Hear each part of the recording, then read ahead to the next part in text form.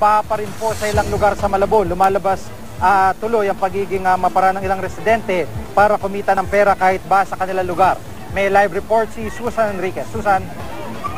Gigi, dahil high tide ngayong araw na ito, ang tubig dito sa Malabon, lalong-lalo na dito sa Barangay Panghulo, hanggang hita pa rin hanggang sa mga oras na ito. At medyo may kalakasan pa rin yung agos dahil ayon dito sa mga residente, bukod doon sa high tide, meron din tubig na nagmumula dyan sa may bahagi ng Tulyahan River. At alam mo yung nakakatuwa dito sa mga kababayan natin, lalong-lalo na dito sa mga taga-Panghulo, sila yung unang-unang naapektuhan ng high tide.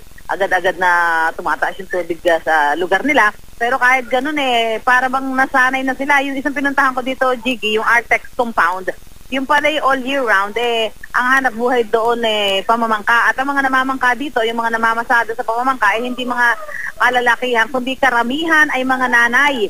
Yun yung kanilang hanap buhay. Sabi nga nila, kapag daw high tide o kaya naman bumabaha sa lugar nila, medyo mas nagiging maganda yung epekto sa kanila dahil lumalaki yung kita nila, nakakapaghatid sila ng mga pasahero hanggang sa may Ubando at malaki-laki yung na kinikita nila sa ganitong klase ng hanap buhay. Yung iba naman dito, yung mga nagsi-sidecar, para daw hindi masira yung sidecar nila, ayaw nila ipagsapalaran dahil kapag nasira, kailangan ipagawa.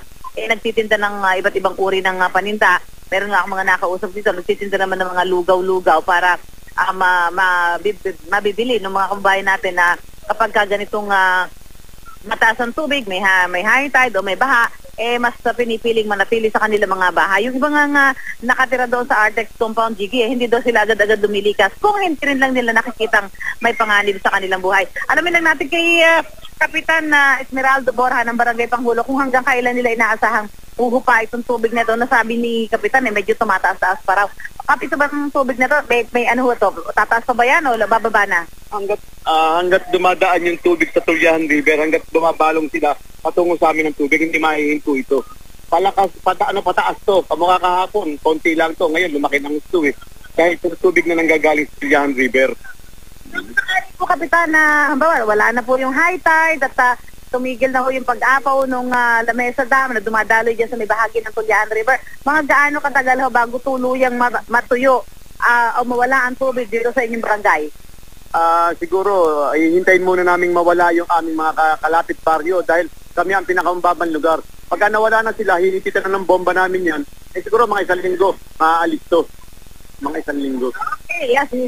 Si Kapitan, Barangay Captain Esmeraldo Borja ng Barangay Panghulo, may mga nakasama pa rin dito, Jiging, mga yung may mga rubber boat pa rin. At siyempre, mga pangunahing sinasakyan dito ng mga kababayan natin, yung mga ayaw mabasa, sa paglusog nila dito sa baha, yung mga pedicab at mga sidecar. Jiggy?